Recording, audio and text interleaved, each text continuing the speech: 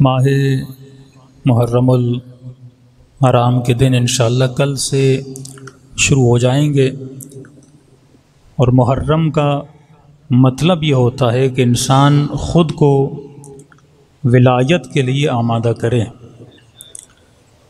ایک وہ امام ہیں جو شہید ہو چکے، اور دوسرے وہ امام ہیں جو امام حاضر ہیں۔ تو اگر امام حسین کی معرفت انسان حاصل کرنا چاہتا ہے، وہ تب تک حاصل نہیں ہو سکتی جب تک انسان امام زمانہ کی معرفت حاصل نہ کرے، کیونکہ وجود امام ہے جو ہمیں ولایت کے راستے تک پہنچا سکتا ہے۔ اس کے علاوہ کوئی نہ راستہ ہے نہ کوئی طریق ہے جو انسان کو ہدایت پہ لا سکتا ہے۔ اب صرف امام زمانہ کا ذکر کرنا، صرف اپنی مجلسوں کی ابتدا میں اللہم کل ولیک الحجۃ ابن الحسن پڑھنا، اور مجلسوں کے اختتام میں امام زمانہ کو سلام کرنا، تو صرف سلام کرنے سے انسان کو معرفت نہیں ملتی، صرف دعا کرنے سے انسان کو ہدایت نہیں ملتی۔ ورنہ مسلمانوں کی وہ کون سی مسجد ہے جہاں دعائیں نہیں کی جاتی؟ دعا تو مکے میں بھی کی جا رہی ہے، دعا تو مدینے میں بھی کی جا رہی ہے، لیکن مخ عبادت جسے کہتے ہیں، اللہ یہ نہیں دیکھتا کہ بندہ دعا کر کیا رہا ہے، اللہ یہ دیکھتا ہے کہ جس زبان سے دعا کی جا رہی ہے وہ زبان کون سی زبان ہے۔ جو ہاتھ اس کے دربار میں اٹھائے جا رہے ہیں وہ ہاتھ کون سے ہاتھ ہیں؟ انما یتقبل اللہ من المتقین۔ اگر زبان شمر کی ہوگی، لیکن قرآن پڑھا جائے اس زبان سے، اس زبان کا کوئی فائدہ نہیں ہے۔ اگر آنکھیں ابن سعد والی ہوں اور ان آنکھوں سے کعبے کی زیارت کی جائے تو اس زیارت کا کوئی فائدہ نہیں ہے۔ اگر شکم امیر شام والی ہو اور اس میں کتنی بھی حلال روزی ڈالی جائے تو اس شکم کا کوئی فائدہ نہیں ہے۔ پہلی شرط یہ ہے کہ اگر پاک پانی پینا ہے تو اس کے لیے پاک ظرف کا ہونا ضروری ہے۔ اگر ظرف پاک نہیں تو پاک پانی کا کوئی فائدہ بھی نہیں ہے۔ مثلا یہ گلاس ہے، گلاس کے اندر پانی ہے، پانی پاک ہے، لیکن اگر ظرف نجس ہو تو پانی بھی کیا ہو جائے گا؟ نجس ہو جائے گا۔ جس طرح اللہ کی اتنی رحمت پاکستان پہ برس رہی ہے، دن رات بارشیں برس رہی ہیں، لیکن سارا پانی نالے کے پانی میں مل کے کیا ہو جاتا ہے؟ ضائع ہو جاتا ہے نا۔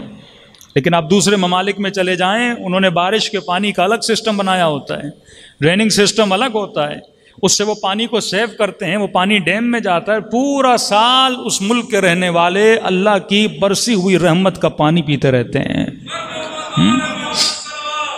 اللہم صلی علی محمد۔ تو اب اللہ کا کام ہے آپ کے شہروں میں، آپ کے ملکوں میں آپ کے اوپر رحمت کا پانی برسائیں، لیکن وہ سسٹم کون بنائے گا؟ وہ انسان کا کام ہے۔ یہ ڈینج سسٹم کون بنائے گا؟ انسان بنائے گا۔ اللہ کی برسے ہوئے رحمت کے پانی کو الگ کون کرے گا؟ یہ انسان کرے گا۔ اللہ کا کام ہے کہ زمین میں تم ایک دانہ ڈالو، تھوڑی سی محنت کرو، اس کو 100 دانوں میں بدل کے نکالتا ہے، لیکن اس دانے کو کاٹنا، اس کو گندم بنانا، اس کو آٹا بنانا، اس کو گھر تک لانا، یہ کس کی ذمہ داری ہے؟ انسان کی ذمہ داری ہے۔ امام حسین کا کام تھا کہ کربلا جائیں اور پوری انسانیت کو پیغام دیں۔ سیدہ زینب کا کمال یہ تھا کہ بی بی کے صدقے میں آج یہ مجلسیں بپا ہو رہی ہیں۔ امام زین العابدین کا کمال یہ تھا کہ آج تمہارے گھروں میں صحیفے سجادیہ ہے، آج تمہارے گھروں میں مفاتیح الجنان ہے۔ تو ان کا کام ہے کہ چیزوں کو پلیٹ میں رکھ کے تمہارے گھروں تک پہنچانا، لیکن اس چیز کو کھانا، اس سے استفادہ کرنا، یہ کس کا کام ہے؟ انسان کا کام ہے۔ مسجد کا مؤذن زیادہ سے زیادہ اذان دے سکتا ہے، وہ یہی بول سکتا ہے کہ حی علی الصلاۃ، حی علی الفلاح، حی علی خیر العمل، آ جاؤ نماز کی طرف، آ جاؤ بہترین عمل کی طرف، آ جاؤ معراج عبادت کی طرف۔ وہ صرف صدا دے سکتا ہے، لیکن گھر سے چل کر مسجد میں آنا یہ کس کا کام ہے؟ تیرا کام ہے۔ محرم کا کام ہے مجلس عزا کا فرش بچھانا، لیکن اس مجلس سے فائدہ لینا کس کا کام ہے؟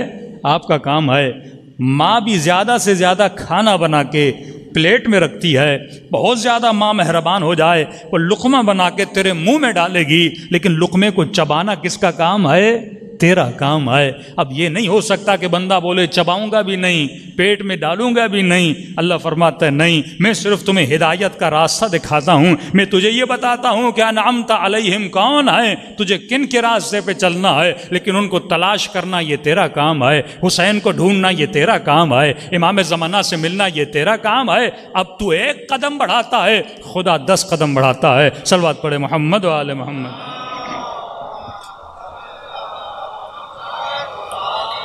محمد میں آواز سے ابھی بھی مطمئن نہیں، آواز بہت گونج رہی ہے، بار دیگر صلوات پڑھے محمد و آل محمد۔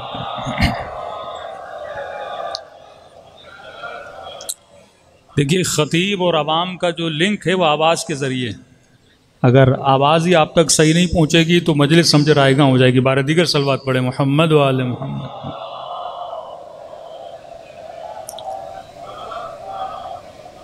تو اسی لیے ارشاد ہوا کہ بقیت اللہ خیر لکم ان کنتم مؤمنین۔ انسان ایک ایسا وجود ہے جسے خدا نے آج تک باقی رکھا، یہ وجود تمہاری زندگیوں میں خیر لائے گا، برکت لائے گا۔ آج ہر مومن خود سے سوال کرے یہ کس کا وجود ہے جسے خدا نے آج تک باقی رکھا؟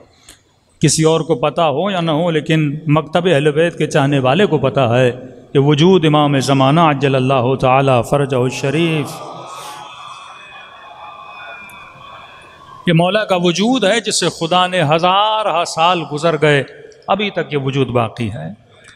فرمایا یہ وجود تمہاری زندگیوں میں خیر لائے گا، یہ وجود تمہاری زندگیوں میں برکت لائے گا۔ آج مومن دل پہ ہاتھ رکھ کے واللہ یہ بتائے کہ آج ہم میں سے ہر بندہ امام زمانہ کو مانتا ہے۔ وہ کون سا شیعہ ہے جو وجود امام زمانہ پر ایمان نہ رکھے؟ لیکن وہ وعدہ جو قرآن نے دیا کہ جس نے بھی اس وجود کو مانا اللہ اس کی زندگی میں خیر لائے گا، اللہ اس کی زندگی میں برکت لائے گا۔ آج مومن اپنے گریباں میں جھانک کر دیکھے، کیا میرے گھروں میں سکون ہے؟ کیا میرے دل میں وہ اطمینان ہے جس کا وعدہ پروردگار عالم نے دیا ہے؟ جبکہ خدا نے کہہ دیا جو بھی ولی کو مانے گا، جو بھی وقت کے امام کی ولایت کو مانے گا، اللہ اس کی زندگی میں خیر بھی لاتا ہے، اللہ اس کی زندگی میں سکون بھی لاتا ہے۔ اب یہاں پہ کیونکہ خیر اور سکون کی ڈیفینیشن ہمارے ذہنوں میں الگ ہے، تو مومن یہ سمجھتا ہے کہ جس نے امام زمانہ کو مانا اس کی زندگی میں خیر ہوگا۔ آج عام سے مومن کو اٹھائیے مجمع میں سے اور پوچھئے خیر کی ڈیفینیشن کیا ہے؟ خیر کہتے کس کو ہیں؟ کہتا ہے خیر کا مطلب یہ ہے کہ میں مالدار ہو، خیر کا مطلب یہ ہے زیادہ اولاد ہو، خیر کا مطلب یہ ہے کہ نیو رضویہ میں گھر ہو 400-500 گز کا، خیر کا مطلب یہ ہے گھر میں 4 گاڑیاں کھڑی ہوں۔ تو اگر خیر کا مطلب اور مراد یہ ہے تو سب سے زیادہ خیر تو انگریزوں کے پاس ہے، جن کے گھر بھی بڑے، جن کی گاڑیاں بھی زیادہ۔ اگر خیر کا مطلب یہ ہے تو سب سے زیادہ خیر تو آپ کے سیاستدانوں کے پاس ہے، جو جب چلتے ہیں تو 10-10 گاڑیاں ساتھ میں، بڑے بڑے بنگلو بھی ان کے پاس، باڈی گارڈ بھی ان کے پاس، دولت بھی ان کے پاس، حکومت بھی ان کے پاس، شہرت بھی ان کے پاس، مقام بھی ان کے پاس، مال بھی ان کے پاس۔ اور واللہ اگر خیر کا مطلب یہ ہوتا تو کیا کربلا میں جو امام حسین کا ساتھ دے رہے تھے کیا ان کی زندگی میں خیر نہیں تھا؟ کربلا میں کیا تھا ہور کے پاس؟ کربلا میں کیا تھا جناب زہیر کے پاس؟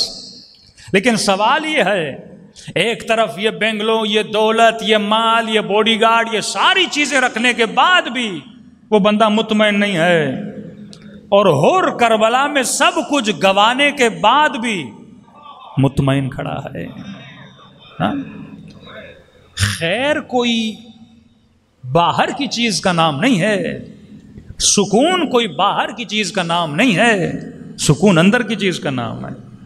مثال دے رہا ہوں، آپ کو فون آیا بھائی آپ کے بچے کا ایکسیڈنٹ ہو گیا، خدا نخواستہ، ابھی آپ کو یہ نہیں پتا کہ مائنر ایکسیڈنٹ ہوا یا میجر ایکسیڈنٹ ہوا ہے، بس ایک فون لگی، ایک میسج آ گیا بچے کا ایکسیڈنٹ ہو گیا۔ جیسے پتا چلا فوراً دل جو ہے دھڑکنا شروع ہو جاتا ہے، اسٹریس انسان کی باڈی میں آ جاتا ہے، پریشانی انسان کی باڈی میں آ جاتی ہے۔ اس کا مطلب جو سکون ہے وہ باہر کی چیز کا نام نہیں ہے، سکون اندر کی چیز کا نام ہے. جیسے آپ کو پریشانی آتی ہے فوراً مضطرب کیا ہوتا ہے؟ انسان کا دل مضطرب ہو جاتا ہے. پریشان کیا ہوتا ہے؟ انسان کا دل پریشان ہو جاتا ہے. اب آئیے کربلا کے میدان میں ساری چیزوں کے دیکھنے کے باوجود بھی امام حسین کا دل مطمئن ہے اور بیٹے کو شہید کروا رہا ہے لیکن دل مطمئن ہے. میثم تمار کو درخت سے باندھا گیا ہے, ہاتھوں کو کاٹا گیا ہے, زبان کو کاٹا گیا ہے, آنکھوں کو نوچا گیا ہے, لیکن جناب میثم تمار کا دل مطمئن ہے. تو اصل سکون تب ملتا ہے جب بندے کا دل مطمئن ہو. اب سوال یہ ہے کہ میرے دل کو وہ کون سی چیز ہے جو مضطرب کرتی ہے؟ اگر میرے دل کو بیٹا مضطرب کر رہا ہے, اگر میرے دل کو بیوی مضطرب کر رہی ہے, اگر میرے دل کو گاڑی مضطرب کر رہی ہے, اس کا مطلب میرا دل امام سے بندھا ہوا نہیں ہے, میرا دل گاڑی سے بندھا ہوا ہے. اب گاڑی کو اسکریچ لگ گیا, گاڑی کا دروازہ ٹوٹ گیا, گاڑی کا ایکسیڈنٹ ہو گیا, فوراً دل کیا ہو جاتا ہے؟ دھڑکنا شروع ہو جاتا ہے. میرے دل کی کنجی بچے کے ساتھ بندھی ہوئی ہے, اللہ نے بچہ چھین لیا, میرا دل مضطرب ہو جاتا ہے. میرے دل کی جو محبتیں ہیں وہ میرے گھر کے ساتھ جکڑی ہوئی ہیں, اچانک گھر گرا, سیلاب آ گیا, گھر کی دیوار گر گئی, بڑی محنت سے میں نے دیواریں بنائی, اس کا رنگ خراب ہو گیا, فوراً دل کیا ہو جاتا ہے؟ مضطرب ہو جاتا ہے. تو سوال یہ ہے وہ کون سی چیز ہے جو تمہارے دل کو دھڑکا رہی ہے؟ اگر دل امام زمانہ کی محبت میں دھڑک رہا ہے یہ دل مطمئن رہے گا, لیکن اگر دل دنیا کی محبت میں دھڑک رہا ہے یہ دل ہمیشہ مضطرب رہے گا. کیوں؟ کیونکہ دنیا کو بقا نہیں ہے, دنیا کو فنا ہے. حسین سے حسین عورت سے شادی کر لو, دل خوش, کیونکہ دل کو حسن پسند ہے. دل بڑا خوش ہے کیونکہ حسین خاتون سے شادی ہو گئی, اور خدا نہ خواستہ کوئی ایسی بیماری ہو گئی, کوڑ کی بیماری ہو گئی, اس کا حسن چلا گیا, چمڑی خراب ہو گئی, دل کیا ہو جائے گا؟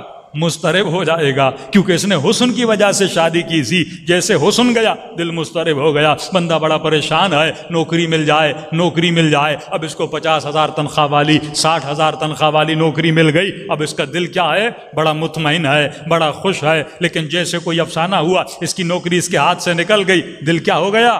مضطرب ہو گیا. مطلب تمہارا دل جو ہے وہ تمہارے امام کے اشاروں پہ نہیں چل رہا, وہ دنیا کی محبت کے اشاروں میں چل رہا ہے. تو اگر سکون اور اطمینان چاہتے ہو, جب تک دل کی کنجی, جب تک تمہارے دل پر ولی خدا کی حکومت نہیں ہوگی, تب تک تمہارے وجود میں سکون نہیں آ سکتا. صلوات پڑھے محمد و آلہ.